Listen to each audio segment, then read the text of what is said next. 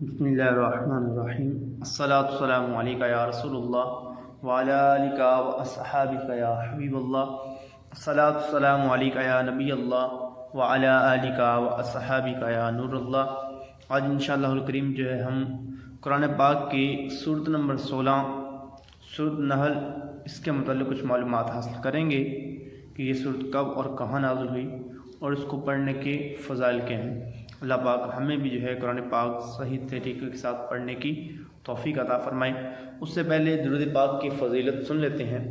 اللہ پاک کے آخری نبی رسول ہاشمی صلی اللہ تعالی علیہ وآلہ وسلم کا فرمان رحمت نشان ہے، مسلمان جب تک مجھ پر درود شریف پڑھتا رہتا ہے فرشتے اس پر رحمتیں بھیجتے رہتے ہیں۔ سبحان اللہ۔ اب بندے کی مرضی کہ وہ کم پڑھے یا زیادہ، یعنی درود پاک بندہ کم پڑھے یا زیادہ، یہ بندے کی مرضی ہے۔ صلو علی الحبیب صلی اللہ تعالی علی محمد صلی اللہ علیہ وآلہ وبارک وسلم۔ سورۃ نحل کا تعارف۔ مقام نزول، سورۃ نحل مکہ مکرمہ میں نازل ہوئی، البتہ آیت فَعَاقِبُوا بِمِثْلِ مَا عُوقِبْتُم بِهِ سے لے کر سورت کے آخر تک جو آیات ہیں وہ مدینہ طیبہ میں نازل ہوئیں۔ نیز اس بارے میں اور بھی اقوال موجود ہیں۔ سورۃ نحل کے رکوع اور آیات کی تعداد۔ سورۃ نحل اس سورت میں 16 رکوع اور 128 آیتیں ہیں۔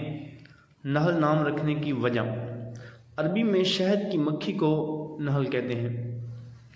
اس سورت کی آیت نمبر 68 میں اللہ تبارک و تعالی نے شہد کی مکھی کا ذکر فرمایا ہے۔ اس مناسبت سے اس سورت کا نام سورت نحل رکھا گیا۔ سورت نحل سے متعلق روایات۔ حضرت عبداللہ بن مسعود رضی اللہ تعالی عنہ فرماتے ہیں کہ قرآن پاک کی سورت نحل میں ایک آیت ہے جو کہ تمام خیر و شر کے بیان کو جامع ہے، اور وہ آیت یہ ہے: ان اللہ یأمر بالعدل والإحسان وإیتاء ذی القربى وینہی عن الفحشاء والمنکر والبغی یعظکم لعلکم تذکرون۔ ترجمہ کنز العرفان۔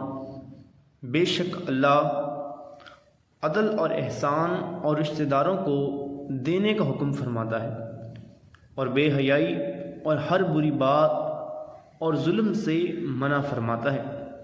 وہ تمہیں نصیحت فرماتا ہے تاکہ تم نصیحت حاصل کرو۔ اللہ پاک ہمیں بھی نصیحت کو حاصل کرنے کی توفیق عطا فرمائے، قرآن پڑھنے کی توفیق عطا فرمائے۔ حدیث نمبر 2، مروی ہے کہ جب حضرت حرم بن حیان رضی اللہ تعالی عنہ کی وفات کا وقت قریب آیا تو ان سے لوگوں نے عرض کی آپ کوئی وصیت فرما دیجیے۔ آپ رضی اللہ تعالی عنہ نے فرمایا میں تمہیں سورۃ نحل کی اس آیت ادعو الی سبیل ربک بالحکمہ سے لے کر سورت کے آخر تک بیان کی گئی باتوں کی وصیت کرتا ہوں۔ اللہ پاک کی بارگاہ میں دعا ہے کہ اللہ پاک ہمیں بھی جو ہے قرآن کو صحیح معنوں کے ساتھ ترجمہ تفسیر کے ساتھ پڑھنے کی توفیق عطا فرمائے، اور اس کے اندر جو نصیحتیں ہمارے لیے کی گئی ہیں ان نصیحتوں پر عمل کرنے کی توفیق عطا فرمائے۔ صلو علی الحبیب صلی اللہ تعالی علی محمد صلی اللہ علیہ وآلہ وبارک وسلم۔